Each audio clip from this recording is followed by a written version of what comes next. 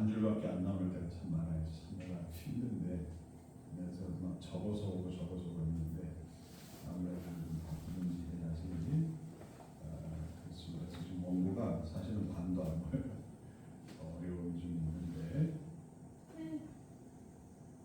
예배 그거 5가지라고 뭐라고 지금 설교 시간이니까 일단 잘 들으세요. 예배, 전도, 교육, 봉사, 신앙교육, 교제죠, 교제. 이제 하나님께서 내 영혼에 말씀을 부어주신다 이런 믿음으로 들읍시다. 혹여라도 수업 시간처럼 그렇게만 보지 마시고 바랍니다. 마음을 열고 들으셔야 돼요.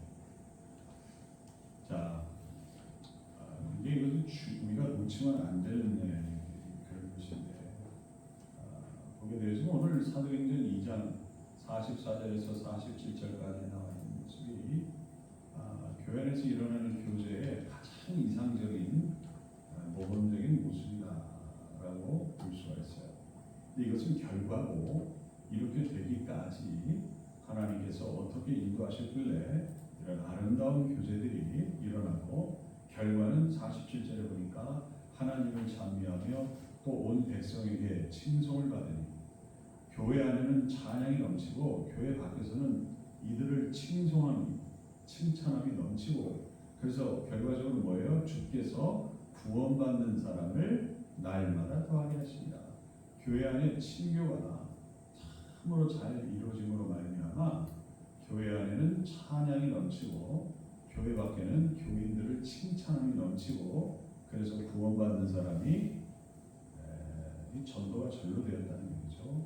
부흥이 절로 되었다는 얘기죠. 그만큼 교회 안에 이 친교가 온전히 되는 것이 굉장히 중요한 일이다 하는 것을 알 수가 있어요. 지난번에 우리 봉사가 원어로 뭐라고 그랬죠? 혹시 기억하는 분 있어요? 뭐였어요? 디아코니아의 뜻이 뭐였죠? 우리가 보통 봉사라고는 하는데 풀어 얘기하면 저요. 그냥 내가 얘기할게요. 먼지를 뚫고 가는 사람. 근데 그 얘기는 뭐냐? 먼지가 날리는 곳에서도 그럼에도 불구하고 봉사하는 사람, 헌신하는 사람, 헌신하는 것, 봉사하는 것을 의미했죠. 그래서 어떤 상황이나 조건을 따지지 않고 정말 악조건 속에서도 끝까지 섬기는 것, 그게 뭐라고 그랬죠? 디아코니아, 봉사의 정신이라고 그랬죠. 그럼 코이노니아는 뭘까요? 코이노니아는 우리가 여기서 흔히 말하기를 친교 혹은 공동체 혹은 소통 이런 식으로 사전적 의미가 있다고 해요. 그래서 헬라어로 이게 코이노니아의 친교는 뜻을 풀어보면 우리나라 말로 풀어보면 친교 내지는 공동체 내지는 소통이다 이렇게 해석을 한다고 그래요. 그런데 이제 그 정도로만 얘기를 하면 우리가 이것을 제대로 잘 이 친교에 관한 또 교회 상행의 친교에 관한 것을 우리가 제대로 이해하지 못할 가능성이 굉장히 높죠. 이 친교는요 두 가지로 나눠요. 첫째는 수직적인 친교, 둘째는 수평적인 친교로 나뉩니다. 첫째는 뭐라고요? 수직, 위와 아래가 있어요. 위와 아래. 그러니까 우리가 하나님과 친교하는 거예요. 그 다음에 수평적인 것. 수평은 뭐예요? 너와 나. 이것은 뭐예요? 사람과 사람 사이에 친교가 있다는 거예요. 그래서 교회 안에는 두 가지의 친교가 같이 일어나는데 첫째는 어떤 관계? 수직적인 관계. 위와 아래가 있다. 그래서 하나님과 우리가 친교. 팔로십. 그 다음에 너와 나. 우리끼리 사람들끼리의 친교라는 것이죠.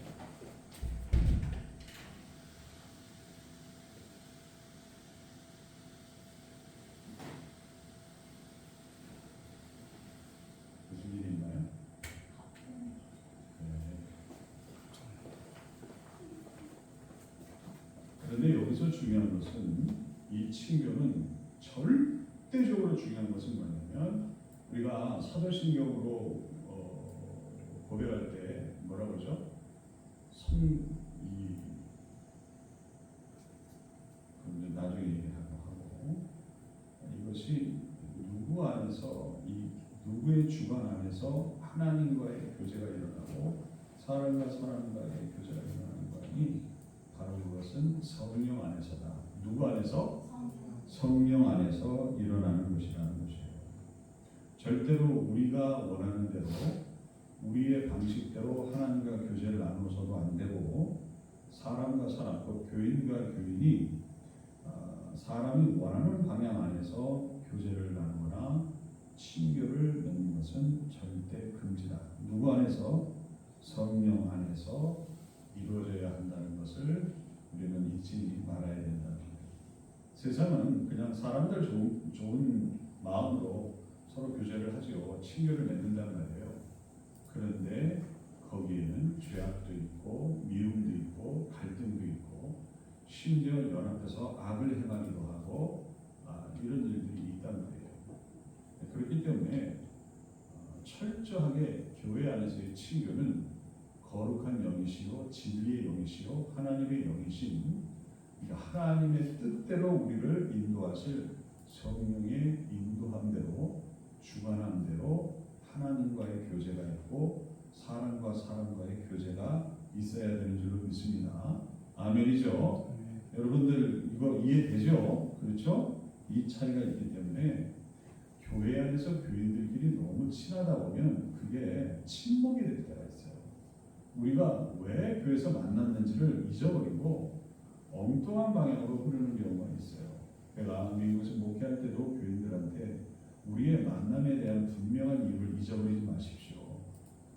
요나단의 고백처럼 너와 나 사이에는 누가 계신다? 하나님이 계신다.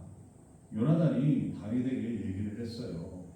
너하고 나하고 참 친한 사이인데 심지어 남자와 남자 사이지만 여자와 남자 사이보다도 더 친하다. 동성애를 얘기하는 건 아니에요.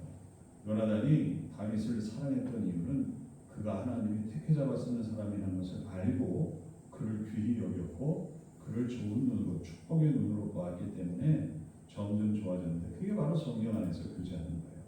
잊지 않았던 거예요. 인간의 목적과 인간의 감정과 이 어떤 유익을 도모하기 위해서 서로 만나는 것이 아니고 철저하게 성령님의 목적과 성령님의 인도하심 안에서 만나는 거예요. 그러니까 쉽게 말하면 공식적인 만남이지 사적인 만남이 아니에요. 우리가 형제님, 자매님, 목사님, 집사님 뭐 이렇게 만나면서 서로 좋고 같이 음식도 먹고 우리가 교회 안에서 같은 일도 행하다 보면 굉장히 친해지죠. 절대로 잊지 마라. 우리는 친목단체가 아니다. 교인과 교인이 전화를 걸어요. 그죠? 전화할 수 있죠. 전화하는데 그 전화는 왜 전화해야 될까요? 무슨 이유로 전화를 해야 되는 걸까요?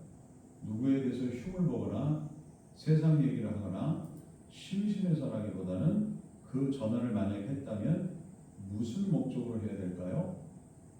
무슨 목적으로 해야 될까요? 성령 안에서의 교제를 위한 것이에요. 거룩하기 위해서, 하나님의 뜻을 이루기 위해서, 서로가 서로를 거룩하게 해주고 하나님의 뜻을 이루기 위하여 전화해야 해요. 그 전화의 베이스는, 목적 베이스는 그게 있어야 돼요. 야, 아무개 집사 마음에 안 들어. 목사님 마음에 안 들어. 어느 청년, 어느 형제, 자매 마음에 안 들어. 왜 그래? 이게 아니고 성령께서 오늘도 내 안에 충만히 임하셔서 내게 주신 말씀, 내게 주신 지혜를 나누고 서로가 그것으로 나누니 더 영적인 시너지를 맺어서 우리가 주의 교회를 주의 교회답게 또 주의 몸인 교회가 더 든든히 서갈 수 있는 친교의 목적, 성령 안에서 친교의 목적으로 전화하는 거고 만나는 것이고 같이 밥도 먹고 함께 활동하는 그런 것이 되는 겁니다. 그래서 너와 나가 아닌 이 친교의 목적은 제3의 무엇을 함께 참여하기 위한 것이다 라고 신학자들은 밝혀주고 있어요. 너하고 나하고 만나서 재밌는 너하고 나하고 만나서 좋은 거 뭐가 아니라 너하고 나하고 만나서 함께 무엇을 공동의 목적을 이루어 나가는 거예요. 함께 공동의 목적을 이루어 나가는 거예요. 그거 몇 가지를 내가 먼저 여러분에게 얘기를 하겠어요. 함께 무엇을 첫째 이루어 나가느냐? 그리스도의 고난에 함께 참여하라고 했어요. 우리는요, 이 교제라고 하는 것은 그냥 먹고 마시고 낄낄거리고 하기 위해서 만나는 게 아니고요. 우리가 어떤 상황 속에서 서로 교제해야 되느냐?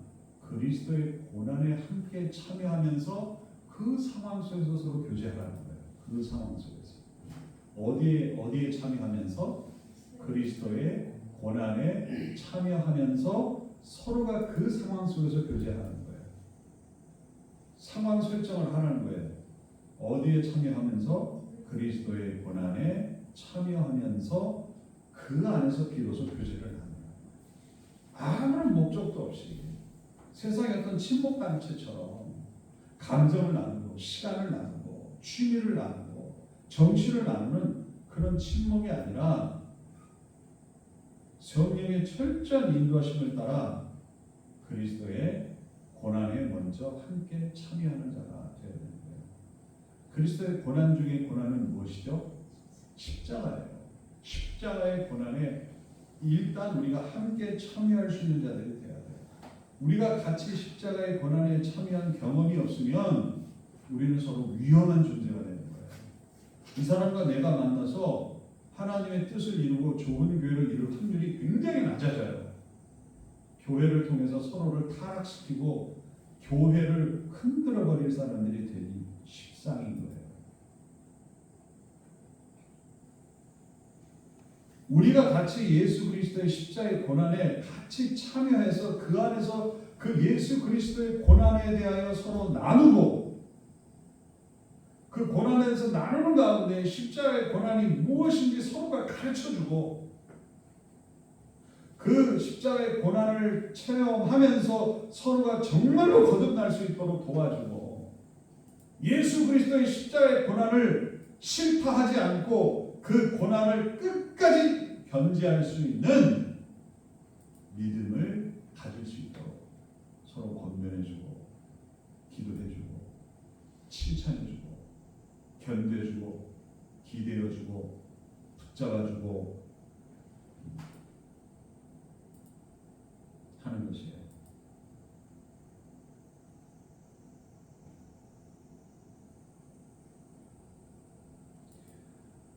그 예수 그리스도의 고난, 특별히 예수 그리스도의 십자가의 고난에 참여하는 방법은요, 무엇을 각오하는 것일까요? 무엇을 각오하는 것일까요? 그의 죽으심을 본받아라고 했어요. 우리가 교회 안에서 서로 만나서 주님의 고난에 참여하고 특별히 주님의 십자가의 고난에 참여함에 있어서 그의 죽으심을 본받아 그 죽음에 이르는 것까지도 포함하고서 우리가 서로 아까 교제하는 그런 마음이 되어 있지 않으면요, 우린 금방 깨어져요. 별거 아닌 거에 서로 틀어지고 토라지고 분노하고 실망하고 절망하고 그렇게 됩니다.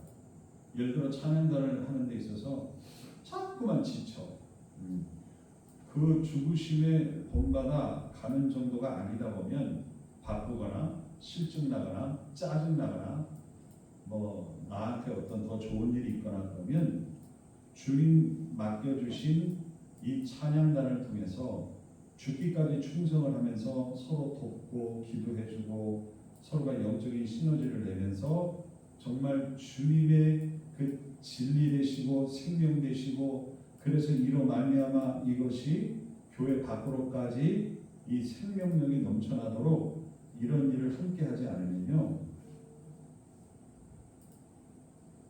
그거는 우리들의 헌신이 잘못된 방향으로 가고 있는 거예요. 업혀가는 신앙들이 요새 너무 많아요. 부모 등에 업혀가는 신앙들, 부모가 교회 가니까 따라 나가서 앉아 있다가 와요. 그런데 신앙은요, 업혀가는 신앙이 아니에요. 내가 죽음의 길로 나가는 거예요. 죽음을 각오하고도 내가 그 길로 가봐야, 그 주님의 죽으심을 내 스스로 막 보아야 내 스스로 주님 앞에 헌신하는 역사가 나타나지, 누가 손잡아다 거기다 앉혀놓는다고 해갖고 전혀 그 신앙은 자라지도 생명력을 얻지도 어떤 진정한 신앙을 얻지도 않아요. 그래서 예수님 오시는 그날 성전 미문만 닳게 했던 그 사람, 성전 문턱에 닳도록 교회로 왔다 갔다 했는데 구원받지 못하는 사람이 너무나 많이 나온다는 거예요. 그럼 왜 그러죠? 손잡혀서 교회 간 사람들, 등에 엎어서 교회 간 사람들, 책임감이나 체면 때문에 교회 간 사람 때문에 그런 거예요. 오늘 우리는요, 이제 능동적으로, 직접적으로 참여해야 돼요. 내 스스로 우리가 손을 붙잡고 이렇게 만난 우리들끼리 찬양단이면 찬양단 안에서 예수 그리스도의 고난에 참여하는 자가 되어야 돼요. 예수님은 십자가를 지을 의무가 없었어요. 예수님은 십자가를 져야 할 무슨 빚을 지고 있는 분이 아니었어요. 죄 없는 분이시고요, 죄와는 상관이 없는 분이고요, 십자가는 전혀 상관이 없는 분이에요. 그럼에도 불구하고 그 십자가를 져 주심으로 말미암아, 그 죽음의 고난을 잘 감당해 주심으로 말미암아, 그래서 우리가 죄값을 치름받고 우리가 대속의 은총을, 구원의 은혜를 입게 된 거예요. 우리가 찬양단을 하는 것에 있어서 무슨 월급을 주는 것도 아니고, 누가 하라고 제발 해달라고 죽으면서 유언을 남긴 것도 아니고요. 우리가 함께 찬양단을 합시다라고 참여했어요.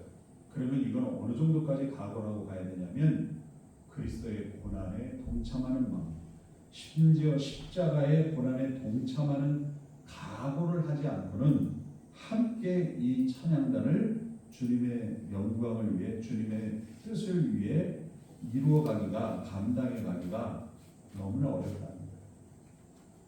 목사만 목숨을 걸고 목회하는 게 아니고요, 목사만 목숨을 걸고 설교를 준비하는 것이 아니고요, 모든 성도들이 교회 안에서 맡겨진 일들을 할 때는 그리스도의 고난에 참여하는 마음으로, 특별히 그리스도의 십자가의 고난에, 내가 안 해도 되는 건데 내가 무슨 빚져서 해야만 어떤 빚진 일 때문에 하는 것은 아닌데, 물론 우리는 다 십자가의 빚을 진 자들이지만 그럼에도 불구하고 생명을 걸고 해야 되는 일이므로 이것에 대하여 그런 가치를 두고 우리가 함께 그 일에 참여할 때, 그것을 통해 사도행전 2장 44절에서 47절, 특별히 47절에 교회 안에 찬미함이 넘치고 교회 밖에 온 백성이 교회를 칭찬하고 주께서 구원받는 자를 더하게 되는 역사가 나타나는 거예요. 우리가 목숨을 걸고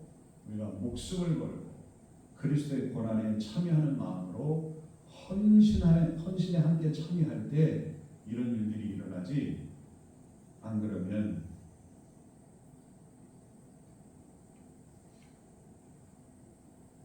이것처럼 귀찮고 이것처럼 쓸데기 없는 일이 없는 거예요. 하찮은 일이 없는 거예요. 시간 있으면 하고 시간 없으면 안 하고, 기분 좋으면 하고 기분 나쁘면 안 하고. 근데 이것을 바라보는 내 마음은 소름이 돋아요. 이게 뭔 줄 알고 싶게 가볍게 하는 거예요. 겁이 나요.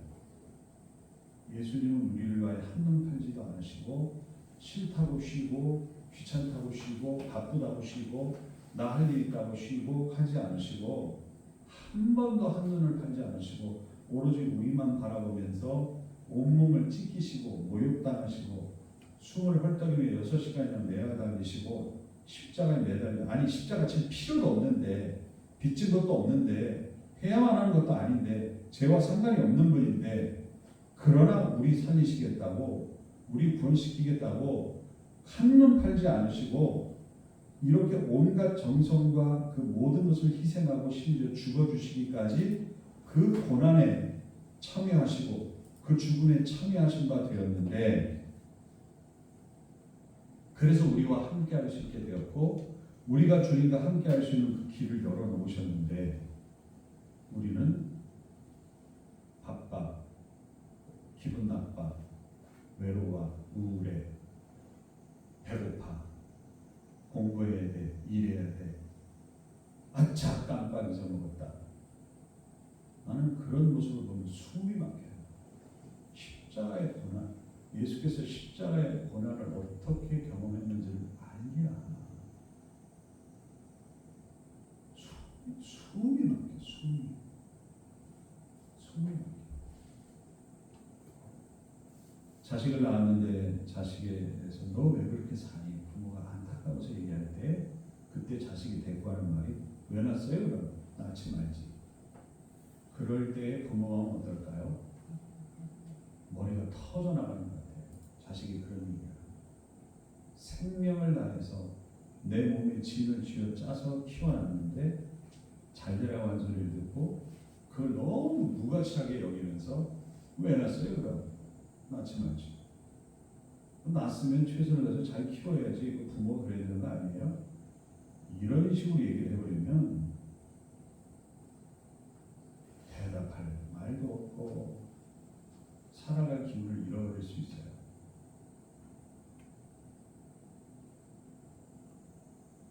어제 누가 세미나를 하면서 하는 얘기를 그렇게 얘기하죠. 황창현 신부라고 요새 가족에 대해서 강연을 많이 하시는 분이 있어요. 자기 교회에서 상담 사례를 얘기할 때 그런 일들이 너무 많다는 거예요. 왜 낳았어요 그럼? 낳지 말지. 그리고 부모가 낳았으면 잘 키워야 되는 거 아니냐고. 왜 이거밖에 안 해주냐고. 철없는 자식들이, 사춘기 있는 자식들이, 심지어는 나이를 먹은 자식들이 자기가 원하는 대로 안 해준다고 그렇게 독서를 내뱉을 때 부모들은 한마디로 죽고 싶다는 거예요.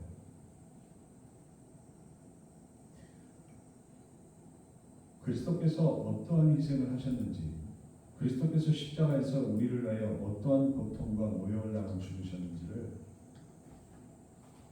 우리는 깨달아야 돼요. 그래서 그리스도의 고난에 우리는 참여해 봐야 돼요. 그리스도께서 우리를 위하여 십자가 지신 것이 무엇인지를 알아야 돼요. 그리스도께서 나를 위해 왜 십자가에서 죽으셨는지, 주님께서 그리스도께서 십자가에서 어떻게 죽으셨는지, 주님께서 그리스도께서 나를 향해 어떤 마음을 품고 죽으셨는지 속속들이 성령 안에서 우리가 2000년 전 돌아가서 볼 수가 없기 때문에, 우리가 지금 십자가를 질 수는 없기 때문에 말씀과 성령 안에서 그것을 우리가 체험해야만 해요. 마치 내가 십자가에 매달려 그 고통 가운데에 죄도 없이 죽어가는 그것을 우리가 함께 그것에 참여하지 않으면, 함께 한 사람 두 사람이 아니라 우리 모두 함께, 찬양단이면 찬양단, 우리 교회는 교회, 우리 교인이면 교인, 함께 거기에 참여해야 거기에서 공감대가 형성이 되고 거기에서 영적 시너지가 있어서 이 사람이 이렇게 행동하면 이 사람이 거기에 맞게 합당한 행동으로 반응하게 되면서 여기에서 교회가 변하고 우리의 헌신이 변하고 교회 내 찬미함이 절로 텅 빈 교회가 아니라, 예배 때마다 텅텅 비어가는 교회가 아니라, 은혜가 텅 비어버린 교회가 아니라 찬미함이 넘쳐나고 교회 외부 사람들이 우리를 보고 칭찬에 마지 않고 그래서 사람들이 절로 교회로 나오게 되는 역사가 있다는 거예요. 우리가 어디에 참여할 때 그리스도의 고난에, 특별히 그리스도의 십자가의 고난에 참여해야 돼요. 그게 전제가 돼야 돼요. 주님이 왜 십자가에 못 박혀 죽으셨나? 어떻게 십자가에 못 박혀 죽으셨나? 얼마나 아프셨나? 얼마나 아프셨나? 나를 사랑하는 사랑이 얼마나 컸길래, 빚진 것도 아니고 책임도 없는데 스스로 인간이 되어 십자가에 못 박혀서 왜 죽으셨나? 죽으실 때 얼마나 아프셨나? 죽으실 때 얼마나 자존심이 상하셨겠는가? 죽으셨을 때 얼마나 참으셨겠는가? 죽으실 때 그 뼈가 얼마나 아프게 부러졌을까? 핏줄이, 힘줄이 얼마나 찢겨나갔을까? 얼마나 아팠을까? 내 죄 때문에, 내 허영 때문에, 내 게으름 때문에, 내 쾌락을 즐기는 마음 때문에, 내 이기심 때문에 그것을 다 책임져 주시고 결국엔 지옥 가지 않으려고 온몸으로 막아 세우셨던 그리스도의 고난에, 곧 그리스도의 십자가의 고난에 우리 교인들이 우리 찬양가들이 함께 참여하지 않으면 그 찬양가는 생명의 찬양을 하는 게 아니에요. 노래하는 거예요. 아무리 음정학자가 맞아도 리듬만 필요하게 해도요. 그 노래예요. 생명의 찬양이 될 수 없어요. 영혼을 살리는 찬양이 될 수 없어요. 하나님이 받으시는 재물된 찬양이 될 수가 없어요. 그런 예배가 될 수가 없는 거예요.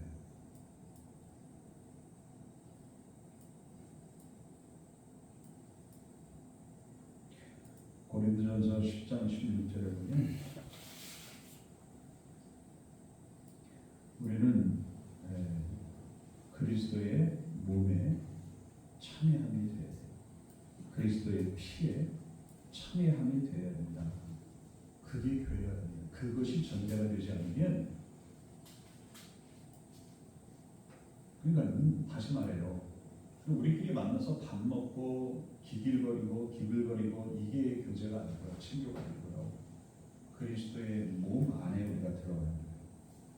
그리스도의 피 흘리시는 그 상황 속에 들어가는 거예요.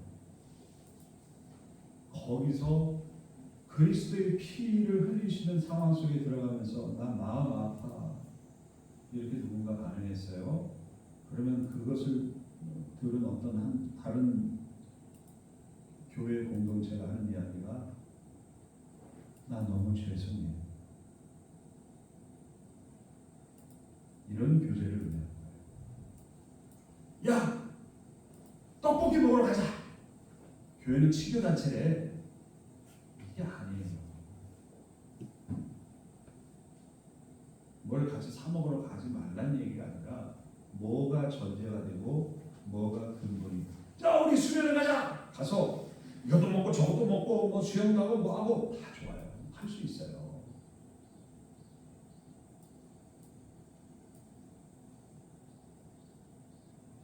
그 수련회를 통해서 우리가 누구를 만나야 될까요?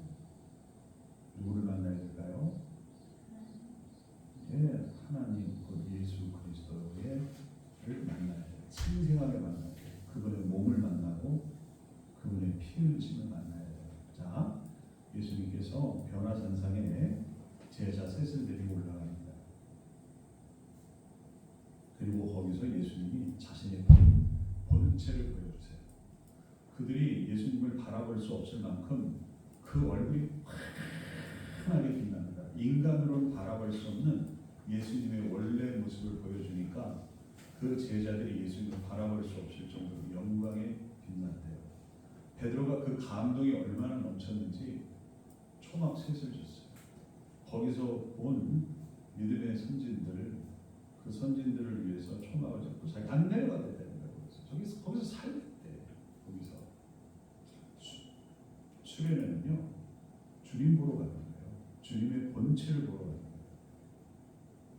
우리의 즐거움이나 혹여라도 우리의 어떤 정서적 갈급함을 채우러 가는 게 아니라 무엇을 보러 간다? 예수님의 본체, 본 모습을 함께 보러 가는 거예요. 그 목적이 우리가 서로가 맞아야 돼요. 우리의 정서적 갈급을 채우러 가는 게 아니에요. 우리의 육신의 즐거움을 채우러 가는 게 아니에요. 무엇을 보러 가는 거라고요? 예수님의 본체, 본 모습. 근데 예수님은 늘 십자가에서 피 흘리고 계시는 분이라는 것을 우리 잊지 말아요.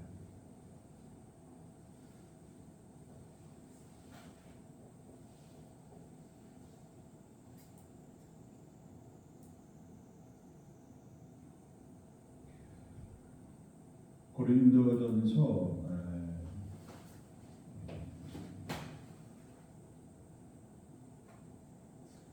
많은 말씀이 있는데요.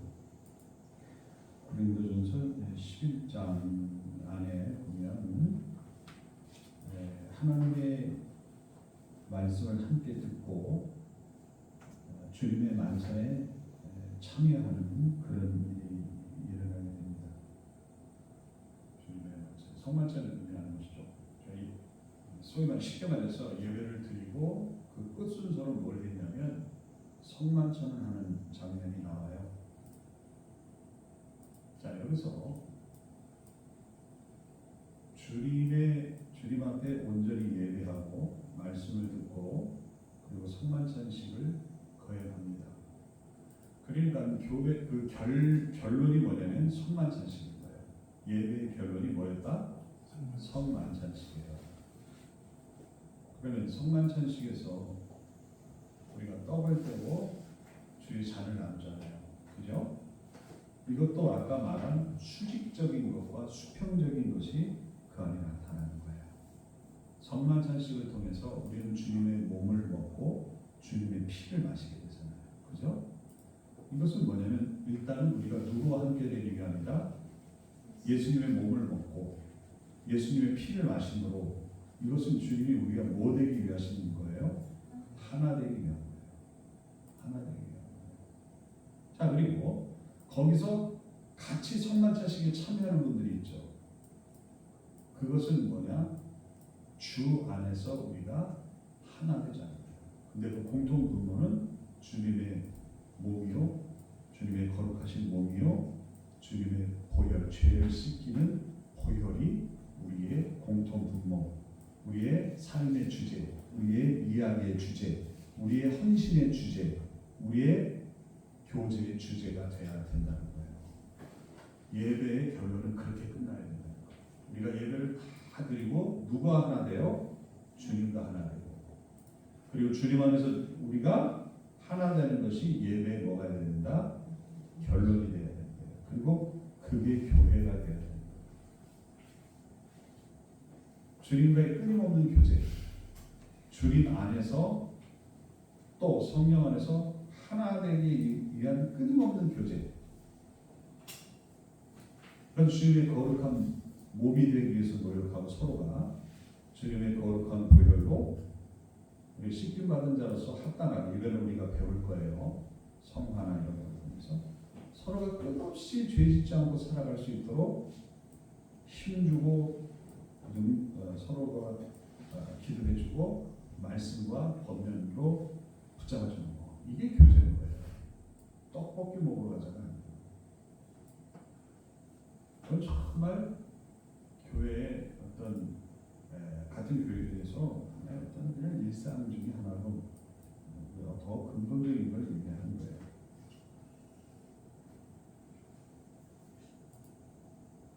그 다음에 좀 실질적인 거를 얘기할게요. 실질적인 이야기. 로마서 15장 26절에 보면 한 교회들이 이렇게 어려운 교회를 위하여 헌금을 모으는 그런 장면들이 나와요. 거기서 이제 연보라고 나와 있는데, 연보는 뭐냐면 내어놓아 남을 돕다. 이게 우리로 말하면 구제헌금인 거예요. 연보를 풀어 얘기하면 구제헌금. 어려움을 당한 교회를 돕기 위해서 그 교인들이 헌금을 했어요. 함께 참여했다라는 얘기가 나와요. 그래서 무슨 얘기를 하려고 제가 그랬냐면, 함께 참여함에 있어서 거룩한 목적을 가지고 생명을 살리는 목적을 가지고 예수께서 하시듯이, 예수께서 원하시듯이, 예수께서 하시듯이, 예수께서 원하듯이 하는 일에 함께 참여하는 거예요. 주님께서 교회가 어려워진 것을 보고만 계실 수 있을까요? 교회가 배고프고 교회가 너무 가난해서 그 교회가 기능적으로 제대로 할 수 없을 때, 교회 기능을 할 수 없을 때 주님이 보고만 있을까요? 아니죠. 주님께서 어떻게든 그 교회를 도우시겠죠. 그렇게 주님의 마음으로, 같은 마음으로 연보, 곧 구제헌금을 내놓는데 함께 참여하는, 이것이 더 본질적이고 우선적인 교제라는 거예요. 구제하기 위하여 함께 참여하고, 그 구제를 위해서 서로 토론하고, 기도하고, 대화하고, 만나고, 계획하고, 서로 준비하고, 의논하고, 뭐 하기 위해서? 구제하기 위해서 하면 그 상황 속에 함께, 구제를 위해 함께 참여해서 거기서 일어나는 교제, 그 교제를 위해. 아까는 뭐였어요? 그리스도의 몸에, 그리스도의 고난에 함께 참여해서 일어나는 교제. 그게 진짜 교제. 그리스도의 십자가의 고난에 함께 참여하면서 일어나는 서로의 어떤 그런 교제. 이게 진짜 교제라고 했죠. 근데 그 안에서 누가 주관하신다? 성령님이 주관하신다.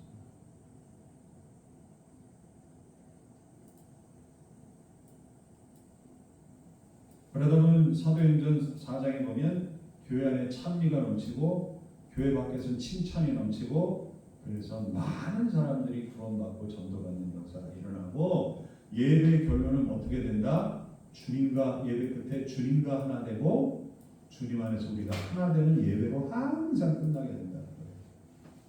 온전한 교제가 일어나는 거예요. 성령의 주관하에 그리스도의 고난에 참여하고 특별히 그리스도의 십자가의 고난에 우리가 함께 참여해서 서로 교제를 이루고 누가 주관하시는 가운데? 성령님이 주관하시는 가운데.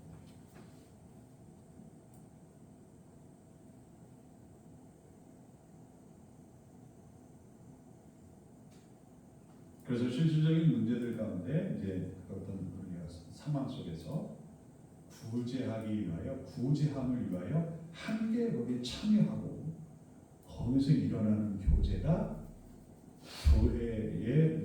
교회가 원하는 교회에 맞는 교제다. 이해하겠습니까? 어떤 상황 속에 들어가서 서로 상호작용, 그렇죠? 그런 교제를 의미한다는 거예요. 거룩한 교제를 의미하는 거예요. 그다음에 다른 사람의 고통에 함께 참여해 주는 거예요. 예를 들어 우크라이나가 지금 전쟁 중에 있잖아요. 이 고난에 교인들이 함께 참여해 주는 거예요. 그래서 저들을 돕기 위한 일을 위한 서로 교제. 나는 그들을 위하여 무엇을 준비하겠습니다. 그러면 나는 그들을 위하여 무엇을 준비하겠습니다. 그럼 우리가 몇 시부터 그들을 위하여 기도합시다. 한번 우리가 가서 방문해서 직접적으로 도와줍시다. 이런 서로 교제를 의미합니다. 다른 사람들의 고통에 참여함으로 함께 참여함으로 그 안에서 일어나는 교제를 말하는 것입니다.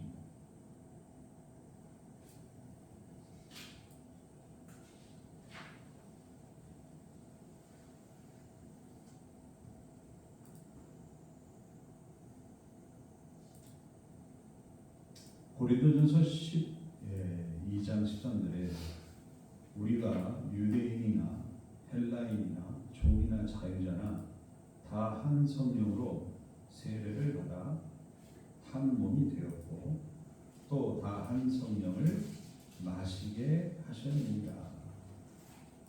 그렇죠?